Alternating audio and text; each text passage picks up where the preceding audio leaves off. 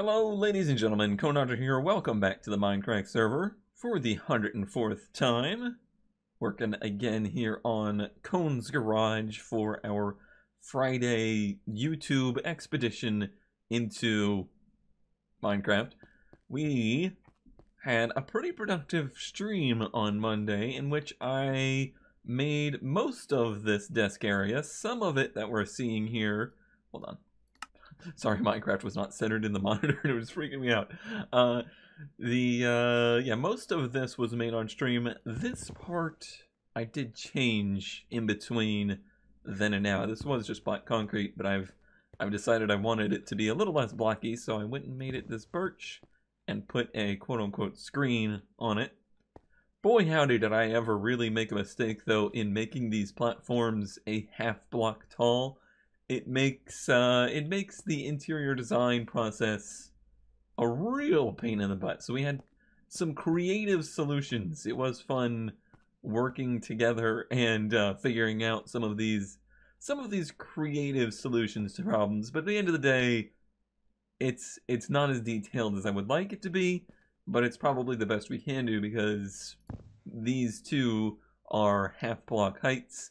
You can't place things on half block heights. It just doesn't work. Wow, where did that... Okay. It just does not work that way. So it will have to do. It will have to do, but this is basically what I wanted. This platform here is my computer workstation.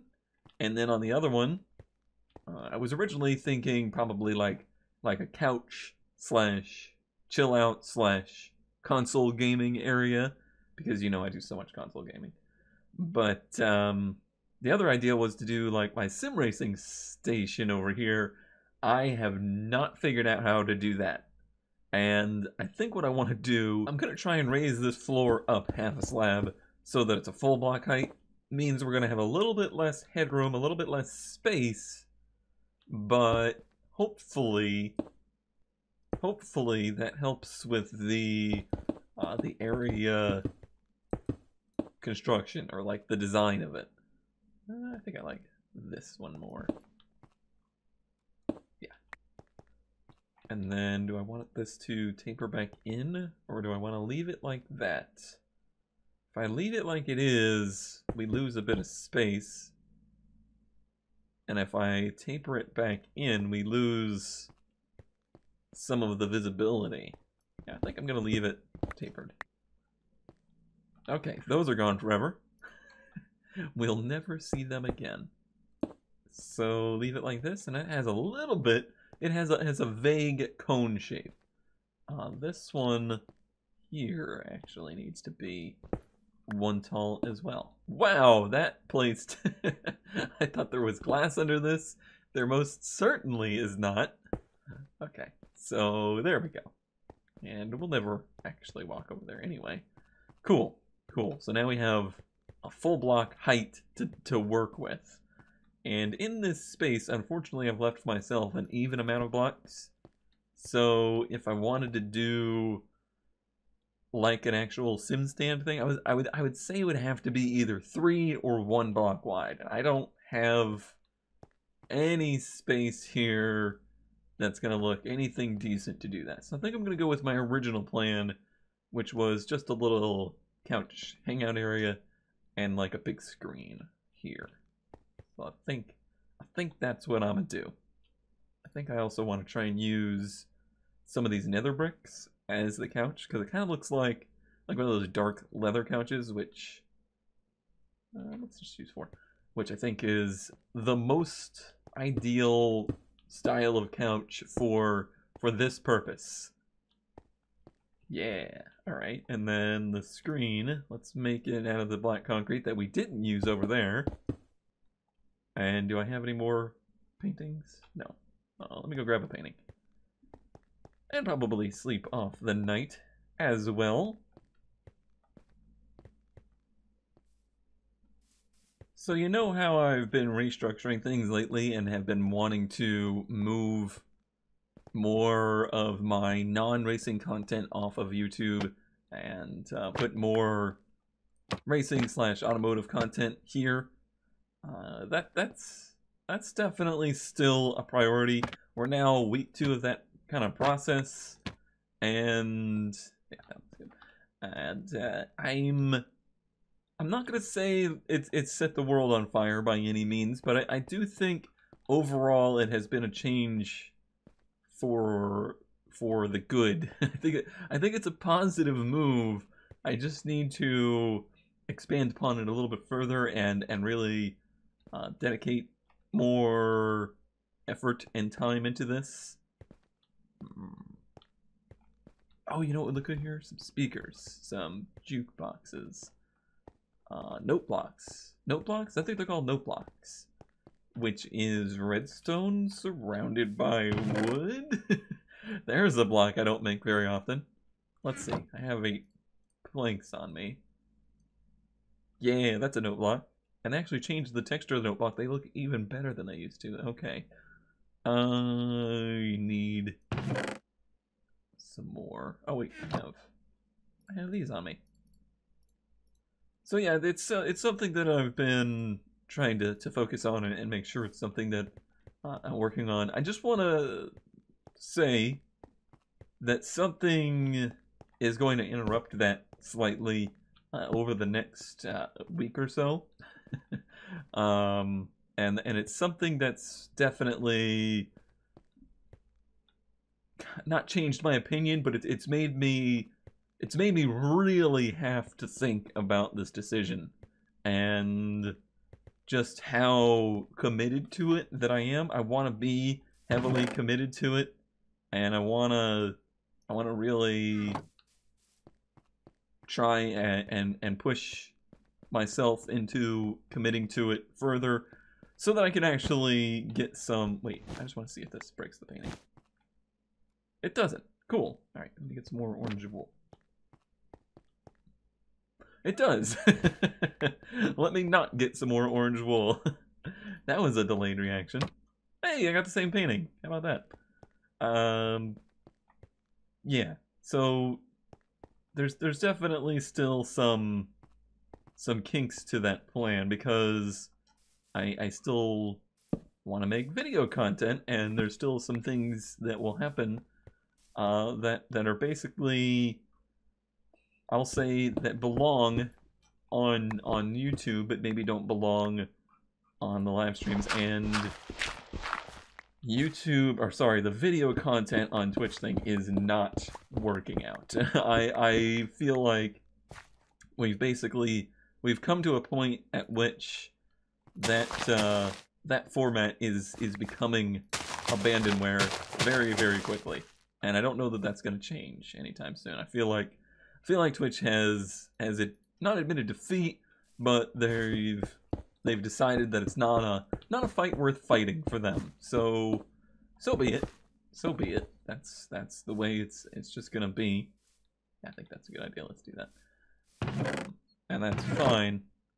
But it might be a longer transition phase than I expected to really commit myself to. Oh, I don't have any ink sacks in here. I thought I definitely had ink sacks in here. Oh, I have them in my inventory. I have 50 of them. Do I have gravel? What a mess this is. What an absolute mess. I was noting on our Astroneer stream last night how I'm so obsessed with like the base and organization and stuff on Astroneer, and yet in Minecraft that seems to just not at all be a concern. Anyway,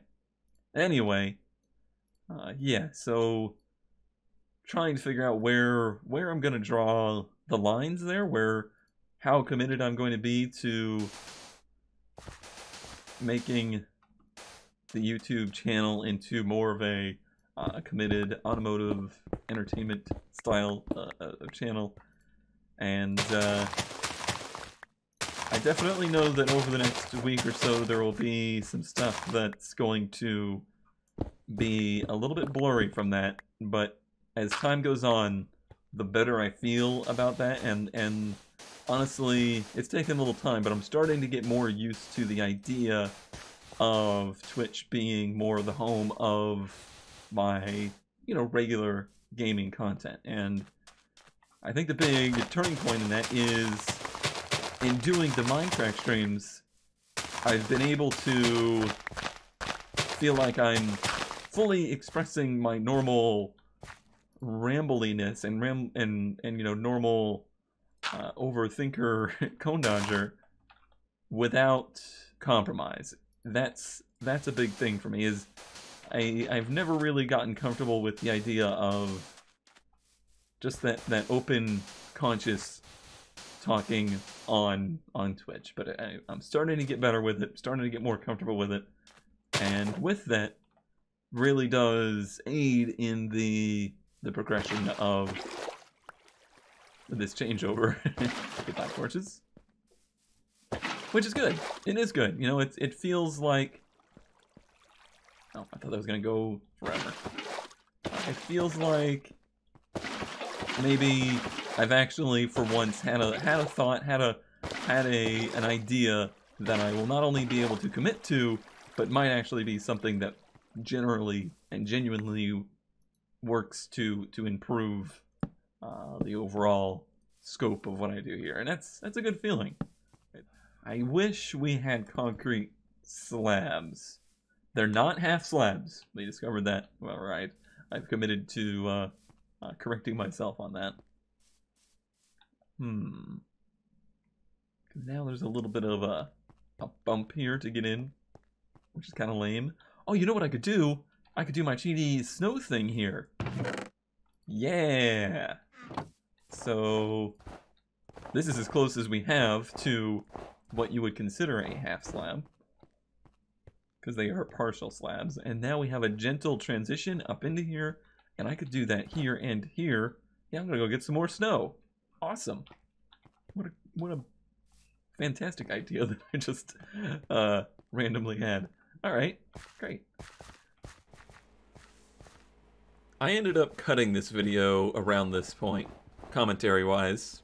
I'm gonna show the rest of the footage, or some of the footage, because there's some progress on the build, but I didn't quite get across the right message in the rest of the video from here, and I was definitely not very happy when I came back to it this morning to edit the video and release it. So here we go. I'm gonna try and summarize what ended up being another like 45 minutes of rambling into 15 minutes. I've already wasted 40 seconds of it. Fantastic. Okay, so here's the basic principle of where I was going to be taking this, and that is, it is certainly not a secret thing that I've personally been going through, you know, some rougher patches here recently. Been feeling a little hopeless in this whole endeavor of mine, and certainly I've been searching for things to try and get things going the right direction, turn things around a little bit. That's not an easy thing to do, especially in the grand scheme of what I'm doing here. The climate of this whole industry is getting dimmer by the day. YouTube has done some things in the past week or so that have been, well, frankly, frightening. Like, they've been doing some shockingly insane things. Just go ahead and look at any articles related to YouTube in the past week, and you'll have an idea of what I'm talking about. But that stuff aside, it's really more of a personal thing. It's a personal struggle a little bit. I've been really trying to focus my efforts and get feeling like I'm moving in a positive direction, and hopefully these changes that I'm making are something that can move that way. The difficult part here is, the last time I kind of felt this way, I had a major option, like a breakthrough thing available to me, and that was moving over to trying to do this stuff full time. It was a major undertaking. It was something, it was a big leap, you know? It was a major life-changing kind of thing. And having that kind of looming was something to work towards. And then when I did it, it was something that felt like, you know, I was giving it my all, and it was taking a big chance. Now that I'm over a year beyond that, I'm just kind of struggling to find the next thing. I almost kind of relate it to a drug addiction. It's like you get that rush of feeling like you've done something that's going to really help propel you forward, but that feeling doesn't last for very long, especially when the propelling forward is at a slow rate. Like, everything that I do is kind of a slow burn. It's not much of a instant gratification. It's not much of a, a flash in the pan. I don't want to really do that kind of stuff. That's why I don't do the clickbaity stuff. I don't do the chasing the YouTube trends or even the Twitch trends. I very much so just try to refine and improve the product that I care about. I definitely care about doing things that way, but the struggle is in making that feel like it's worthwhile and making that have enough like positive energy to keep me going. That's where the hurdles have been. This all stems from, and this all comes from, a comment that has nothing to do with this. And the fact that this little comment sent me down this whole road and segue shows you just kind of the state that I'm in.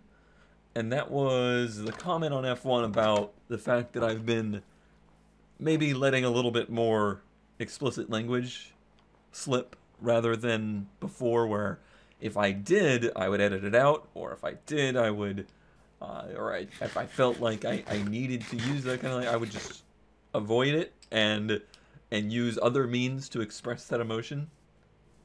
I don't want to apologize for using that kind of language. I never set out to make a PG channel. I never set out to be kid-friendly. In fact, I consider my content to be very kid-unfriendly. Not because it's explicit or, too adult. It's too adult in context. It's too adult in brutal realism. The kinds of stuff that I talk about is simply just not interesting, usually for younger people. So that's why I never considered my content to be, kid friendly. So I never really worried about the idea of there being, explicit language in there or whatever. And I'm still not worried about that at all. But I know that the reason that I feel the need to use that kind of language, or the need, or just not even caring about putting that stuff in video, is just because of the base level frustration that I have right now. I simply don't have the same level of kind of filter or the same level of care into the level of emotion that I'm displaying. And that's the way that I am. That's the way I've always wanted to do content. I never wanted to be an actor. I don't want to be a person that puts on a persona or a show or anything like that. I'm just me. And if in that comes out some, less than friendly phases, I would say this whole Mindcrack series has turned into a less than friendly phase. It's a dramatically kind of dark themed over enveloping topic that we usually cover here. It's not a happy-go-lucky kind of thing, and that's just kind of the way I do things. But I don't know how to prepare people for that, I don't know how to make sure that people are ready for that. I don't want to just bombard people with that. I also very much so fear the thought of losing that format. And part of the fear in changing over to YouTube being a source of purely automotive content, making it, very singled in on the things that work well for me as, a channel, rather than things that work well for me personally, it's kind of a scary thought because this has become, to some degree, my outlet. So feeling more comfortable with doing that kind of stuff on Twitch is going to be something that's important in the future of what I do here. I wish there was some middle ground. I wish there was some way I could still realistically produce old school Let's Play content and, this kind of vlog style of Let's Play. I wish there was a way that I could do that and have the time to do it, to, think that it's not holding me back. I wish that was the case, but I don't know that that is the case. So, mostly it's probably going to have to shift over to a different media or different medium because the two feed off of each other. Sure, this is a great outlet for me, but if that great outlet for me is also the thing that holds me back from success, then what was the point, It's something that makes me feel better day to day. Like, recording these literally does make me feel better. It forces me to work through the things that I'm thinking about and share my experiences with others. But again, if that's the thing that's partially, holding back any other development, then perhaps it's not worth it. Or perhaps I need to find a different way to have that kind of outlet. Pretty big thoughts here. Pretty big thoughts. It's also tough for me coming at this from originally the side of a fan. I've seen this happen before. I've seen people go through this exact same thing before, where they enjoy this style of content and they enjoy this, real one-on-one connection kind of stuff. But unfortunately, due to the fact that what we do here is an entertainment-based industry, there comes a time when you literally just can't afford to do this stuff. You can't let this be your job. If I could do this as a hobby, if I could do this kind of stuff as a hobby, then it would be different. But nobody in this industry can do that, and that's a big reason why I think this kind of stuff went away.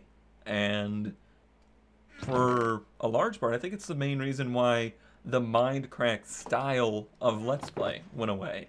It just wasn't feasible anymore. And I don't know if I fully understood that until I tried it myself. Now, I tried it myself with the Racecraft series, and it was very much so the same way. It was very much so the same way. It was the same basic principle of the series, but nobody really knew who I was at that point. I was putting those videos out into the ether. They were getting found by dozens of people at the time, versus these in comparison hundreds of people. That's insane by 2012 standards. Well, unfortunately, in today's standards, it didn't quite scale. It didn't quite scale up with everything else. I see my peers like Kurt, Beef, etc., also trying to do this kind of stuff, and they too just seem like, although maybe they enjoy this kind of content, they just can't seem to be able to commit to it. And the passion for the medium can't override the passion for keep doing this kind of media altogether. Unfortunately, at the end of the day, this style of media, this style of content was funded by advertisers, and that's the way it was born. That's the way it was, allowed to continue. And when that pool dried up, and when YouTube decided to shift away from that being the norm, when the trends pushed in other directions, this stuff unfortunately couldn't survive because it's not advertiser friendly. I'm sorry, it's really not. This is not the kind of content that is going to inspire people to buy things. It's not the kind of stuff that can survive without, regular ad revenue as part of it, without, just the normal pre-rolls and stuff. So when that pool dried up, unfortunately, that meant that this style of media was no longer a sustainable thing for people. It's really sad. It's actually, honestly, one of the most depressing things to me currently, is that this thing that I love doing, and is one of the things that has been probably one of the most fun projects and one of the most important things that's happened in my life in at least the last decade. And I know that's true of so many people that I now talk to on a regular basis. This is what was so important. This was a huge turning point for a lot of people. To see it no longer be a sustainable thing is certainly very sad, and I don't know how to fill that void. It's unfortunate that the thing that kind of really helped me get out of a really kind of dark, awful place is now itself in a pretty dark, awful place. The future will tell the tale on what becomes of that. But as for now, as for me personally, I've got to do whatever I can to keep moving forward. I have to keep inspired and keep doing things that help me find a sustainable future. And unfortunately, it just doesn't seem like it's going to be the exact thing that I hoped it could be, but maybe, I can help pave the way and pioneer something different. But at the moment, I really just don't know what that is, and it's been very difficult. It's been very difficult to get through that, and more recently, I've become much more aware of that, just in the way things have been going. And now with the more recent YouTube news, it's certainly even harder. So, I don't know. I don't know what the future holds, but I hope you can bear with me. I hope you know that if I move away from anything, if I move away from doing this series or anything that you really liked, I'm not moving away from it and don't care that you liked it. And I think that's really true of a lot of people, and I don't think the audience understood that. I feel like people took it very personally when their favorite content creator stopped doing a particular series that a person really liked. And I was very much so the same way. I felt, I personally felt, extremely let down by people that abandoned things that I truly enjoyed.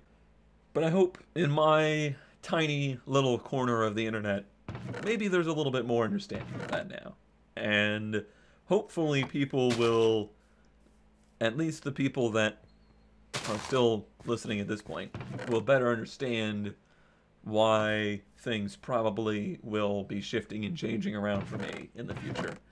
And just know that it's not out of spite, and very much so it's out of, well, sadness and in self-preservation. It's pretty tough.